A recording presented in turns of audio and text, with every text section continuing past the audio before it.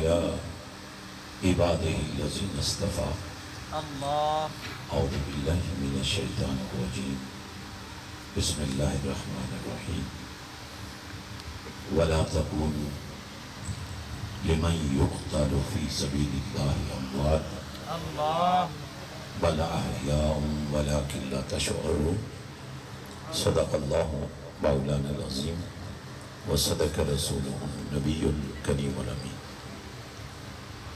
شاہ اسد حسین، اللہ بادشاہ اسد حسین، دین اسد حسین، دین پناہ اسد حسین، اللہ سردار نداد دست در دست یزید، حقا کے بنائے لا الہ اسد حسین، سبحان اللہ جے کر دین علم وچ ہوندا اللہ سر نیزے کیوں چڑھتے ہو، 18,000 جو عالم آئے اللہ اگے حسین دے مردے ہو، اللہ جے کر بندے بیت رسولی پانی کیوں بند کر دے ہو، جے کچھ ملازہ نبی پاک دا کرتے تمبو خیمے کیوں سڑتے ہو، اللہ صادق دین ایمان انہاں دے یا حضرت پاؤ حق جڑے سر قربانی کرتے ہو۔ السلام علیکم ورحمۃ اللہ وبرکاتہ۔ موت مر جانے کا نام ہے، لیکن ایسے لوگ بھی دیکھے گئے ہیں دھرتی پر جو مرنے سے پہلے ہی مرے ہوئے ہوتے ہیں، جن کی ضمیر مر جائے، جن کی غیرت مر جائے، جن کی حیا مر جائے، ان کو زندہ کہنا زندگی کی توہین ہے، اور یہ بھی ایک سچ ہے، کیونکہ یہ نص قطعی ہے، قرآن کا اعلان ہے۔ انہیں مت کہو مر گئے جنہوں نے اللہ کی راہ میں اپنی جانیں دے دی، اور فرمایا وہ زندہ ہیں۔ یہ تیرا میرا کلام نہیں ہے، یہ میرے اور تیرے خالق و مالک کا کلام ہے۔ فرمایا وَلَا تَقُولُوا مت کہو، کیا مت کہو؟ اموات وہ مر گئے، روح نکل چکی ہے، کھانا نہیں کھا رہے ہیں، منو زمین مٹی کے اندر دفن ہو چکے ہیں۔ اللہ فرماتا ہے اگر میں پتھر میں کیڑے کو نہیں مرنے دیتا تو جو میرے لیے مرے۔ زندگی بھی مخلوق ہے، موت بھی مخلوق ہے، اور خالق ہر مخلوق کا اللہ ہے۔ جب زندگی تھی ہی نہیں، جب میرے اور آپ کے خالق و مالک نے نہ ہونے سے ہونا ہمیں عطا کر دیا، اس کے لیے کیا مشکل ہے کہ جو اس کا ہو کر مرے اسے وہ مرنے نہ دے۔ کوئی اس میں تشریح کی ضرورت نہیں ہے، اس کو کسی مفسر کے کلام کی ضرورت نہیں ہے، کسی شارع کی شرح کی ضرورت نہیں ہے، اس پر تبصرہ کرنے کا کسی کو حق نہیں دیا گیا۔ سیدھے سادے الفاظ ہیں،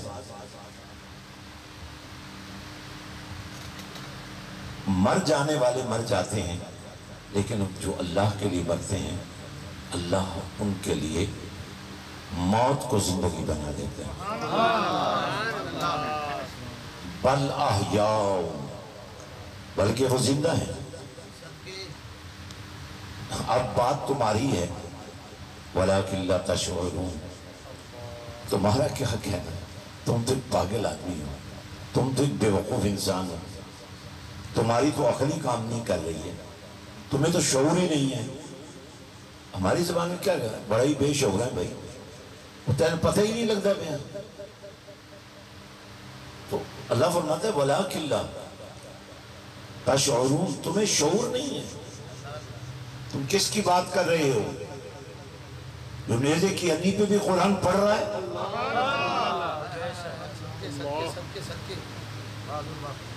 حسین کسی ایک فرد کی ملکیت نہیں ہے، کسی ایک فرقے کی ملکیت نہیں ہے، کسی ایک جماعت کی ملکیت نہیں۔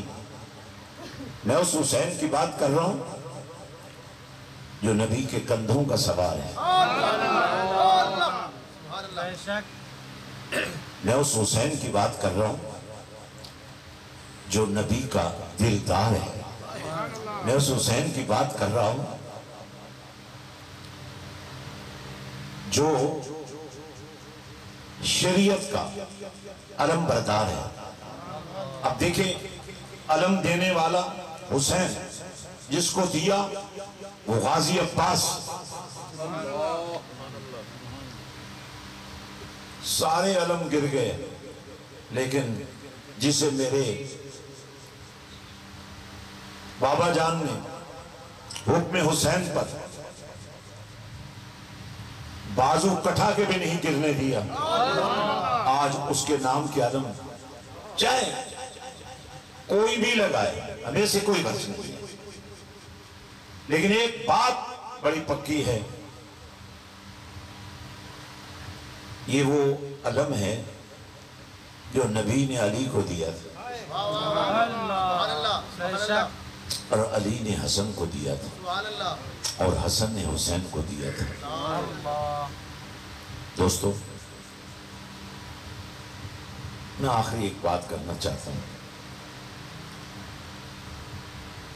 سنے سنائے حسینی نہ بنا۔ حسین کو اپنی سوچوں پر نہ ڈالو، حسین کو اپنی مرضی کے مطابق نہ مانو۔ حسین کو ماننا ہے تو جیسے حسین نے چاہے ویسا مانو۔ تو پھر کیا فائدہ ہوگا؟ حسین ایک مشن کا نام ہے، حسین ایک منشور کا نام ہے، اور وہ مشن کیا ہے، وہ منشور کیا ہے؟ ہو سکتا ہے کہنے والا کہے کہ یزید نے ایسا کیا، ایسا نہیں کیا، لیکن کوئی بھی چاہے یزید کو کیسا ہی کیوں نہ مانتا ہو، اپنے بیٹے کا نام یزید کیوں نہیں رکھتا؟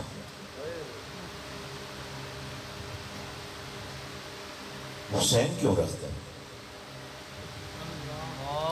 تو پتا چلا حسین ایک مستقل عمل کا نام ہے، ایک کردار کا عنوان ہے، ایک اخلاق کا مظہر ہے۔ جب تم حسین کی محبت کا دعویٰ کر کے ایک دائرے میں سمٹ جاتے ہو نا، تو حسین اس سے خوش نہیں ہوتا۔ اور جب تم حسین کے مشن کا جھنڈا اٹھا کر ہر کلمہ پڑھنے والے کو اپنا بھائی سمجھنے لگ جاؤ تو آپ کو پھر مشن حسین کی سمجھ آئے۔ صدیاں گزر گئی، میں ایک آخری کلام کرنا چاہتا ہوں۔ ہم مخصوص باتوں کو اسلام سمجھ لیتے ہیں، جو ہمیں بیان کیا جاتا ہے،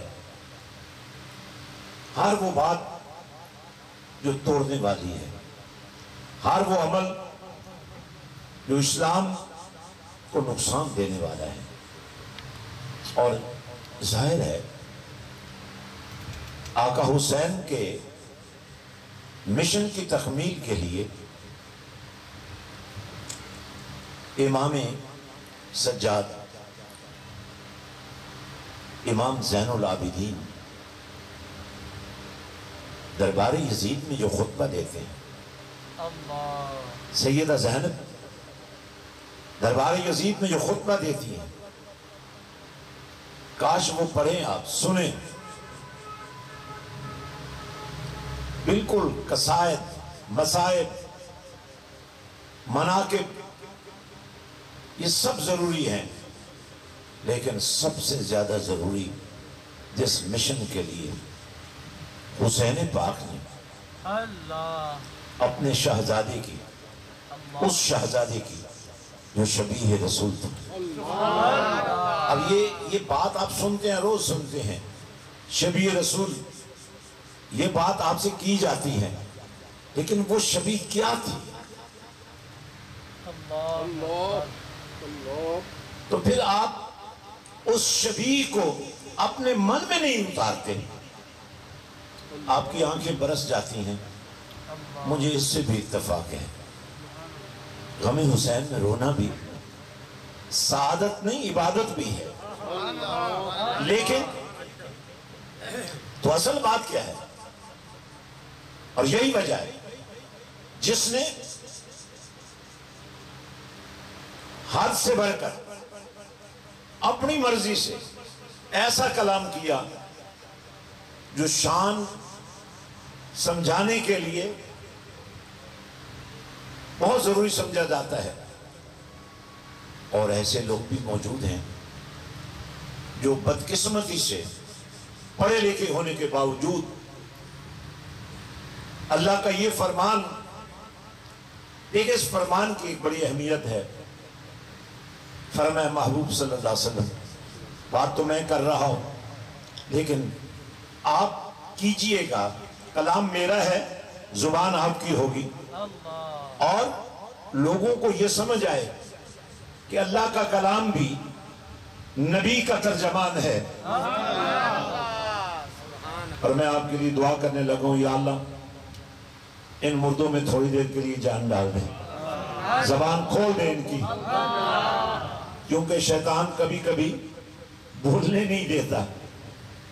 تو میرا خیال ہے مشن حسین میں شیطان کی جگہ نہیں بنتی، اللہ کا نام ہی لینا ہے نا، یہی مشن حسین ہے نا۔ تو فرمائے کملی والے آپ کہیے میرا تم پہ کوئی سوال نہیں ہے،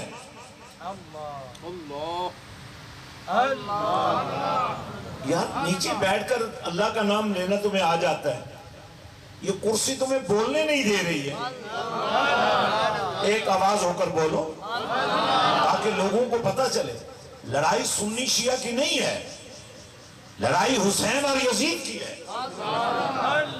اور حسین اور یزید کی بھی نہیں، حسینیت اور یزیدیت کی ہے۔ تو آج اگر ایک بات بھی آپ نے سمجھ لی اور فرقہ واریت سے نکل آئے، فرقے میں رہو لیکن فرقہ واریت میں مت رہو۔ حضرات اللہ فرماتے محبوب تیری زبان حق ترجمان سے جب میرا کلام نکلے گا اور آپ بیان کریں گے کہ یہ اللہ فرما رہا ہے کہ ہر ایک سے محبت کرو، پر میرا تم سے سوال یہ نہیں ہے کہ تم میرے نام پر دیتے کیا ہو، کیا کرو، اِلَّا الْمَوَدَّةَ فِي الْقُرْبَى، محبت نہیں چاہیے، مودت چاہیے، جذبے چاہیے، قربان ہو جانا چاہیے، تڑپ جانا چاہیے، قتل ہو جانا چاہیے، مر مٹنا چاہیے۔ جن کے لیے تمہیں مرنے کی دعوت دی جا رہی ہے نا، وہ مرے ہوئوں کو بھی نہیں مرنے دے۔ ہم نے چراغ حسینیت جلانے ہیں، ہم نے بھائی کو بھائی سے ملانا ہے، ہم نے خون کی بنیاد پر، مسلک کی بنیاد پر، ہم نے قومیت کی بنیاد پر رشتے نہیں بنانے، ہم نے حسینیت کی بنیاد پر رشتے بنانے۔ مودت یہ وہ انتہا ہے، ویسے محبت میں کوئی کسی کے لیے مرتا نہیں ہے، لیکن مودت میں جدائی ہو جائے تو مرے بغیر مودت پوری نہیں ہوتی. اس لیے حضرات کس کہانیاں حسینیت نہیں ہے، جھوٹی روایات حسینیت نہیں ہے. اور ایک آخری کلام کرنا چاہتا ہوں. جب علی نے کوئی بات نہیں کی، جب حسن نے کوئی بات ایسی نہیں کی بے شک جن کا خطبہ سن کر دمشق کا تخت نظر لرز جائے، جب اس امام سجاد نے بات نہیں کی، 1400 سال کے بعد تیری زبان پر وہ کلام کیوں آ رہا ہے جس پر علی بھی خاموش ہے، حسن بھی خاموش ہے، حسین بھی خاموش ہے. اور آج میں مبارکباد دیتا ہوں مشن حسینی کے سپاہیوں، لنگر حسینی کا اجرا کرنے والوں، غریب پروری کرنے والوں. جہاں ذکر حسین ہو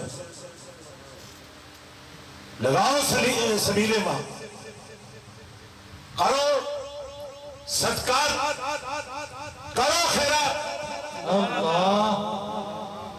اگر ہر مجلس، ہر کانفرنس، ہر جلسے کے بعد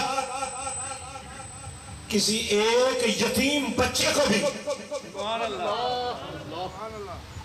تم پالنا شروع کر دو، کسی بیوہ عورت کو سیدہ کائنات کے نام پر اس کی جوان بیٹی کی شادی کے مرحلوں میں ایک کپڑوں کا جوڑا بھی اس کی سفید پوشی کا بھرم رکھنے کے لیے اس کو دے دو، اور کہنا میں سبیل حسینی بھی لگاتا ہوں، میں لنگر حسینی بھی لگاتا ہوں، لیکن اس میں سے میں نے کچھ حصہ نکالا ہے، میں یتیم پروری بھی کروں گا حسین کے نام پر، میں غریب پروری بھی کروں گا، میں بیواؤں کی مدد بھی کروں گا. یہ وہ کام ہے، یہ وہ مشن ہے جو اس گھر نے ہمیں دیا ہے. میرے دوستو آئیں، ہمارے پاس غیر مسلموں کو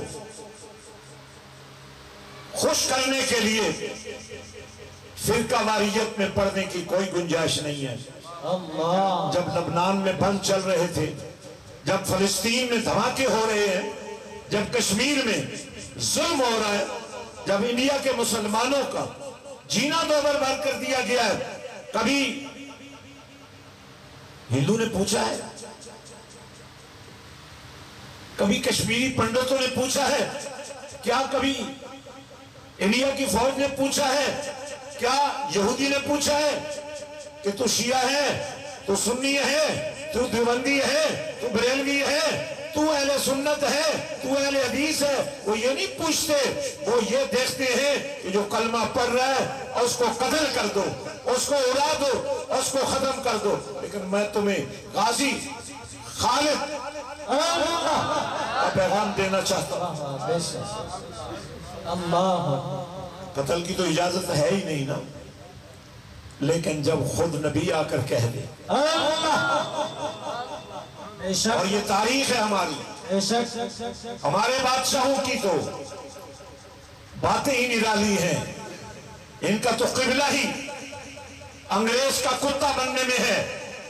لیکن سلطان نور الدین زنگی رحمت اللہ علیہ کو کملی والے نے آ کر فرمایا، زنگی عاشق رسول ہونے کا دعوے دار بھی ہے، تو سو رہا ہے، یہ دیکھ، یہ میرے دو دشمن میرے جسم کو تکلیف دے رہے ہیں. کیا کہنے زنگی تیرے ہیں؟ کہاں دمشق، کہاں مدینہ المنورہ، گھوڑے کی ننگی پیٹھ پر بیٹھ کر مہینوں کا سفر دنوں میں طے کر کے سلطان نور الدین زنگی مدینے میں آ کر اللہ دسترخوان مصطفیٰ سجا کر اللہ ان دشمنان مصطفیٰ کو غار بناتے ہوئے اور ٹنل بناتے ہوئے جو بالکل جس میں رسول کے قریب پہنچ گئے تھے وہاں سے نکال کر فنا فی النار کیا. اللہ اور میں غازی خالد کی بات اس لیے کرتا ہوں کہ اس نے قتل نہیں کیا, اللہ اس نے انصاف دینے والوں کو عدل کرنے کا طریقہ سکھایا. بے شک کئی عرصے سے, کئی مہینوں سے, 1.5-2 سال سے عدالت, جج, وکیل فیصلہ نہیں کر پا رہے تھے, حالانکہ جھوٹا نبی اپنے نبی ہونے کا دعویٰ کر رہا تھا. اللہ ان سے فیصلہ نہیں ہو سکا کہ اس کو کیا سزا دی جائے. غازی آیا, اللہ 16 سال کا نوجوان, اللہ کہا سنا ہے کہ تو نبوت پر داغ لگا رہا ہے. اس نے کہا مجھے نبی مانو. اس نے کہا اچھا, عدالت سے تو فیصلہ نہ ہو سکا. اللہ وہ خلا تو مقدمے کا فیصلہ نہ کر سکے. جب اس نے اس سے اقرار کروا لیا, پسٹل نکالا, اس کے سر کا نشانہ لیا اور فیصلہ کر کے بتا دیا جیسے امیر المومنین فاروق اعظم نے فیصلہ کیا تھا, جیسے اللہ عاشقان مصطفیٰ فیصلہ کرتے ہیں. کہا جو نبی کا غدار ہے اللہ بے شک اس کے ساتھ صلہ رحمی نہیں کی جا سکتی. بے شک میرے بھائیوں, آؤ امت کی کشتی کو ڈوبنے سے بچاؤ. اللہ بے شک اپنے گھر میں بیٹھ کر اپنی عقیدت کے ہر مرکز سے جیسے تم چاہو وہ محبت کرو, لیکن چوک چوراہے پر جب جلسے کرنے ہوں, جب مجالس کرنی ہوں, جب عرس کرنے ہوں تو پھر اپنی محبت کو لوگوں پر مسلط مت کرو, لوگوں کی محبتوں کا بھی خیال کرو. اللہ بے شک میں اکثر دوستوں سے کہتا ہوں, تقابل یہ کیا جاتا ہے یہ اصحاب رسول ہیں, یا آل رسول ہیں, تو میں لوگوں سے کہتا ہوں صحابی وہ ہوتا ہے جو ایمان کی حالت میں ایک دفعہ بھی نبی کو دیکھ لے. یا اللہ جتنے گونگے آئے ہیں سب کو زبان دے دے تھوڑی دیر کے, آواز آئے اونچی, یہ گلیاں گواہ ہو جائیں. تو میں عرض کر رہا تھا بات کو سمجھیے گا, بات کو اپنائیے گا, بات کو لے کے چلیے گا, تاکہ کل قیامت کے میدان میں جب پکارا جائے حسینی آ جائیں تو تمہارے ماتھے پہ کوئی داغ نہیں ہونا چاہیے, تمہاری زبان میں کوئی گندگی اور غلاظت نہیں ہونی چاہیے. میرے بھائی اور دوستو, آج میں اپنے ان دوستوں کو یہ لنگر حسینی کا اجرا کرنے پر دل کیا تھا گہرائیوں سے مبارکباد دیتا ہوں, لیکن اس لنگر کی اجرا کی اور اس کی محبت کی دنیا سے تھوڑا سا آگے بھی نکلو. اللہ اس امت کو جوڑنے کی کوشش کرو, کیونکہ یہ 10 دن محبت جس طرح آپ کے دل و دماغ پر حاوی ہوتی ہے یہ تسلسل پورے سال میں جاری رہنا چاہیے. اللہ بے شک یہ صلہ رحمی پورا سال جاری رہنی چاہیے میرے بھائیوں, اس لیے کہ ہم جن کے ماننے والے ہیں وہ بڑے لجپال ہیں، اللہ وہ بڑے کریم ہیں، بے شک وہ بڑے مشکل کشا ہیں۔ میں ایک جگہ بات کر رہا تھا تو مجھے کسی نے کہا وہ مشکل کشا تو اللہ ہے۔ میں نے کہا یہ اردو کا لفظ ہے، یہ عربی کا لفظ نہیں ہے۔ اللہ عربی میں مشکل کشا یا حاجت روا کو غنی کہتے ہیں۔ میں نے کہا اللہ بھی غنی، عثمان بھی غنی، تو کیسے گوارا ہو سکتا ہے؟ مولا تو بھی غنی، تیرے ہوتے عثمان بھی غنی۔ آواز آئی جب میں کسی کو بنا دوں تو کون ہے مجھے روکنے والا؟ اللہ اللہ بے شک یہ گھرانہ مشکل کشا ہے، یہ لجپال گھرانہ ہے۔ بے شک آپ مجھے ایک بات بتائیے، میں تو آپ سن کے کچھ باتیں صحیح سنتے ہیں، کچھ غلط بھی ہمارے کانوں میں ڈال دی جاتی ہیں، لیکن امام سجاد، اللہ میں کوئی ایک دفعہ آپ کو اس طرح بولتے ہوئے دیکھنا چاہتا ہوں کہ فرشتے آپ کا نام لکھ لیں۔ امام سجاد، اللہ شان اسلام، اللہ جنہوں نے اپنی آنکھوں سے، جنہوں نے اپنے کانوں سے، جنہوں نے اپنے وجود سے حسینیت پر حملے دیکھے، ان کی بارگاہ میں اللہ آنے والا سوال کرتا ہے پیاسا ہوں، پیاس بجھا دیجیے۔ آپ اس کی پیاس بجھاتے ہیں۔ جب وہ سیراب ہو جاتا ہے نا، یہ سنتے ہو تم لیکن اثر نہیں ہوتا، کاش تم پر اثر ہو جائے۔ اللہ آپ اس کو سیراب کرتے ہیں، اب وہ جب سیراب ہو جاتا ہے تو کہتا ہے لگتا ہے آپ نے مجھے پہچانا نہیں۔ اللہ فرمایا میں نے تمہیں پہچان لیا ہے، اللہ اکبر میں اپنے معصوم بھائی اللہ شہزادہ علی اصغر کی محبتوں کو کیسے بھول سکتا ہوں؟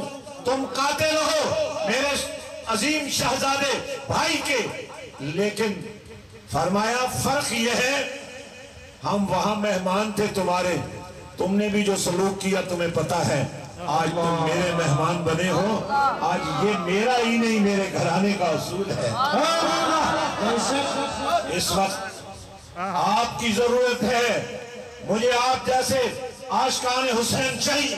اللہ اگر میری بات کی سمجھ نہیں آئی تو دربار شریف پر آئیے، وہاں آپ کو گھوڑے ملیں گے، وہاں آپ کو کتے ملیں گے، وہاں آپ کو شریعت سے ہٹ کر باتیں ملیں گی، لیکن میں نے آقا حسین کی محبت میں جو مسجد حسین بنائی ہے،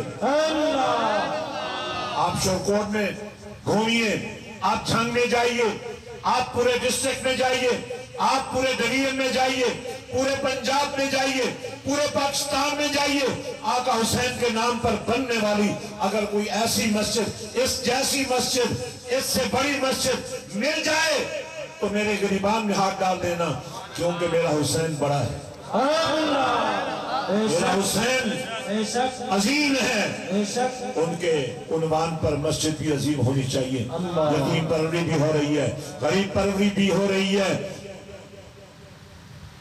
احوال امت کو صحیح کرنے کی کوشش بھی کی جا رہی ہے۔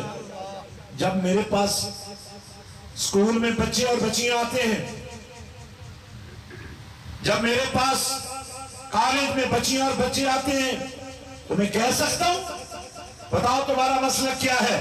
میں نہیں کہہ سکتا، اس لیے کہ میرے حسین کا مشن یہی ہے کہ میرا مسلک کملی والے کی شریعت ہے، اللہ بے شک کملی والے کا دین ہے۔ الحمدللہ آپ اگلے 5-6 دن ہر مجلس میں جائیے، ہر جلسے میں جائیے، لیکن 9 محرم کا کچھ ٹائم مسجد حسین میں بھی آ کر گزاریے۔ اللہ آپ کو اندازہ ہو جائے گا کہ میں کس حسینیت کی بات کر رہا ہوں، اللہ میں کس چراغ کی روشنی کی بات کر رہا ہوں۔ آپ تو ایک ہی دفعہ مجلس یا جلسہ یا کانفرنس کر کے اگلے سال کا انتظار کرنا شروع کر دیں گے، اور ہماری ہر صبح حسین کے نام ہو جاتی ہے، ہر شام حسین پاک کے نام ہو جاتی ہے، ہر دن، ہر رات، ہر لمحہ، ہر گھڑی جب میں اپنے سامنے کسی یتیم کو دیکھتا ہوں تو مجھے حسین یاد آ جاتا ہے۔ بہت خوب، بہت خوب۔ آئیں خدا کے لیے حسینیت کا پرچار کریں۔ 1400 سال سے سنی شیعہ لڑائی نے کیا دیا مجھے اور آپ کو؟ اس قتل و غارت گری کے نتیجے میں ہماری کتنی رسوائی ہوئی۔ آؤ بے شک سنی کہلاؤ، شیعہ کہلاؤ، لیکن قاتل نہ بنو، ظالم نہ بنو، کسی کی مجبوری سے فائدہ مت اٹھو، نفرت مت کرو۔ میرا خیال ہے ہم جو، یہ بھی بڑی خوش نصیبی کی بات ہے کہ لوگ ہمارے بارے میں کہتے ہیں یہ عاشقان رسول ہے، تو میں نے بڑا محسوس کیا اس بات کو کہ ہمیں اس کی لاج رکھنی چاہیے،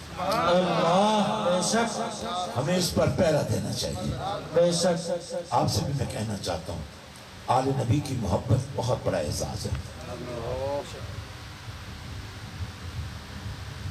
لیکن آل نبی کی محبت کے پردے میں آپ نبی کی نسبتوں کو چیلنج نہ کریں، رسول اللہ کے وقار کو چیلنج نہ کریں، ایک دوسرے کے جذبات کا خیال رکھیں۔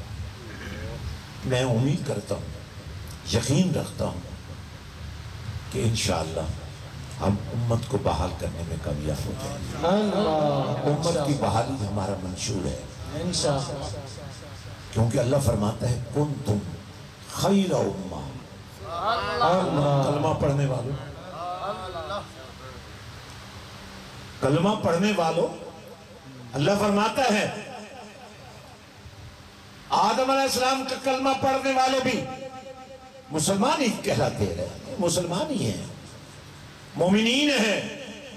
1,20,000 انبیاء ان کے ماننے والے مسلمان ہیں، امت ہیں، لیکن فرمایا خیر امہ، محمد رسول اللہ کا کلمہ پڑھنے والوں تم سب سے بہترین امت ہو،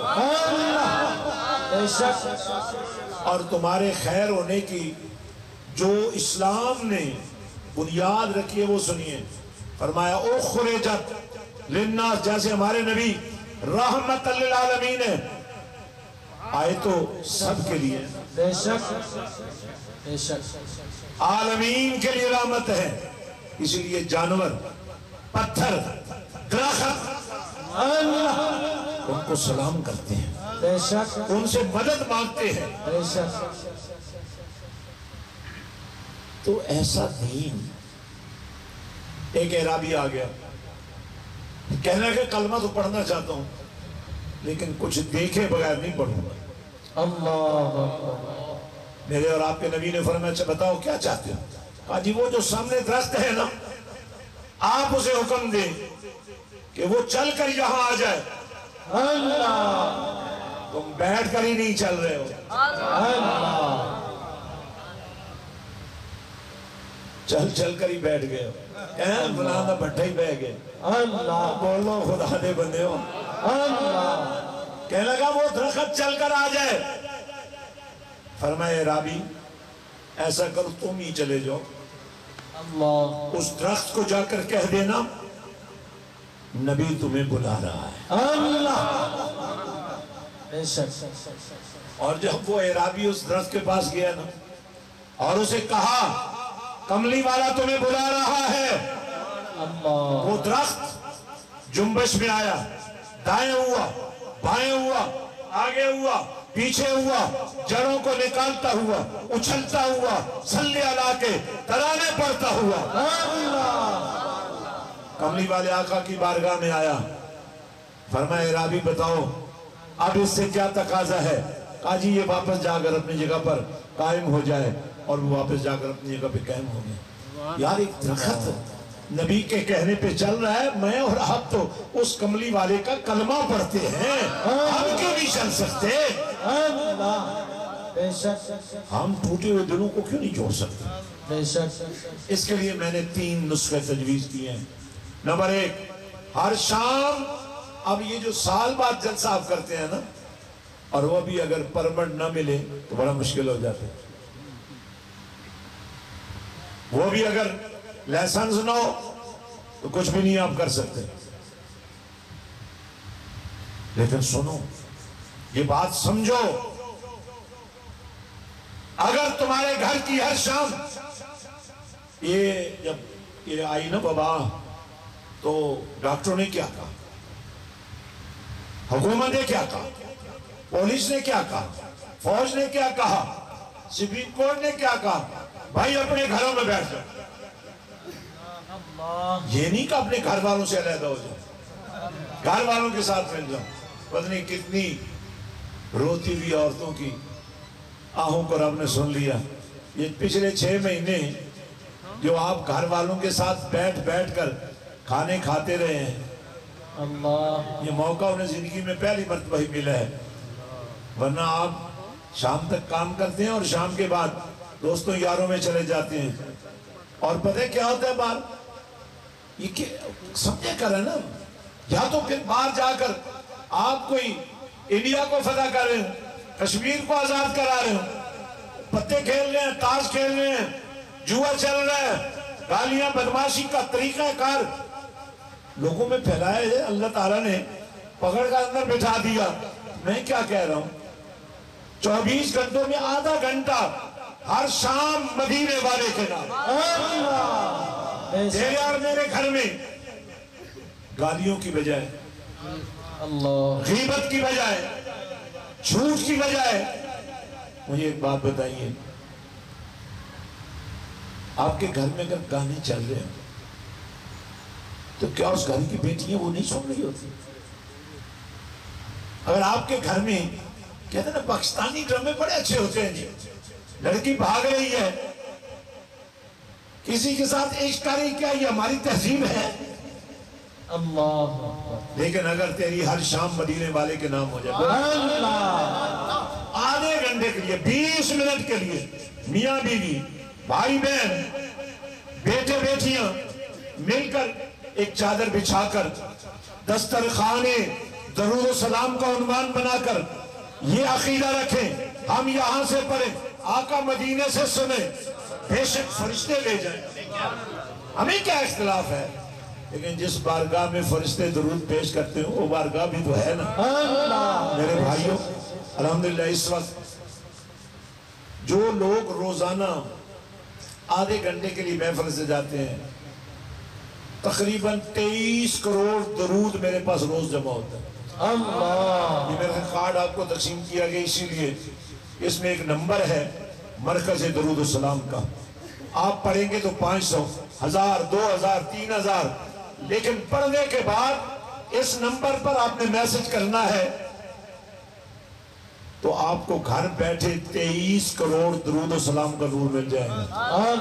اب آپ مجھے بتائیے کہ صرف بسم اللہ الرحمن الرحیم پڑھنے سے، نوائت سنت الاعتکاف مسجد میں داخل ہوتے ہی سنت اعتکاف کی نیت کرنے سے، اور اللہم افتح لی ابواب رحمت کا کہنے سے، اگر تمہارے کھانے میں برکت ہو جاتی ہے اور تمہارے سانس لینے میں برکت ہو جاتی ہے، برکت اور نحوست یہ 2 چیزیں ہیں، اللہ کا نام لیتے رہو گے تو برکت آ جائے گی، اور اللہ کے نام کو چھوڑ دو گے تو نحوست آ جائے گی۔ یہ اکثر آپ نے بھی دیکھا ہوگا، یہ ملنگ بابے بیٹھ جاتے ہیں اور ہاں پڑھے لکھے لوگوں میں نے دیکھا، ذرا حساب ہی کر دو جی ساڈا، بھئی حساب کون سا، اسلام میں تو کوئی حساب ہے ہی نہیں، یہ تو لوٹنے کے ڈھنگ ہیں۔ اچھا جی کتاب کٹو جی، کتاب کٹ کے کتنے لے جانی جی، کتاب کٹو والا دین نہیں ہے، کتاب میں شامل ہو۔ حضرات میں بہت مشکور ہوں اپنے میزبانوں کا، یہ بڑی محبت سے یہ بزم سجاتے ہیں اور 10 محرم تک یہاں لنگر کی تقسیم جاری رہے گی، تو آپ سب اس کارواں میں شامل ہوں، اور 9 محرم کو میں دعوت دیتا ہوں آپ کو، اب ایک دفعہ آئیں، مسجد حسین کی زیارت کریں۔ الحمدللہ مسجد حسین کے جس کونے میں تمہاری نظر پڑے گی نا، تمہیں اندازہ ہو جائے گا کہ باہو کا بیٹا غازی عباس کا خون اپنے دادا کی جو وفا کی رسم ہے اس کو پورا کرنے کے لیے حسینیت کے مشن کا جھنڈا اٹھا کر جس طرح چل رہا ہے، الحمدللہ یہ میرے لیے فخر کی بات ہے۔ میرے دادا نے بھی بھائی بن کر نہیں، نوکر بن کر، کبھی زندگی میں غازی عباس علمدار نے بھائی جان نہیں کہا، آقا ہی کہا، یا حسین ہی کہا۔ اللہ بے شک، تو ہم تو نوکر لوگ ہیں بھائی، ہماری تو نوکری بڑی پکی ہے، صدیوں سے یہ نوکری کرتے ہوئے اپنے نوکر ہونے پر فخر ہے۔ مجھے امید ہے کہ آپ سب حضرات حسینیت کی روح کو سمجھیں گے، حسینیت کے مشن کو سمجھیں گے، اور حسینیت کے چراغ جو پہلے ہی جل رہے ہیں، بجھے ہوئے نہیں ہیں، جل رہے ہیں اور جلا رہے ہیں۔ ہر بجھے چراغ کو میرے حسین کے چراغ سے نور مل رہا ہے۔ اللہ بے شک، انشاءاللہ یار زندہ صحبت باقی، پھر کبھی ملاقات ہوگی تو حسینیت پر اس سے بھی بڑھ کر گفتگو ہوگی۔ ہر چیز پر ہم سمجھوتا کر سکتے ہیں، حسینیت پر سمجھوتا نہیں ہو سکتا۔ وآخر دعوانا ان الحمدللہ رب العالمین۔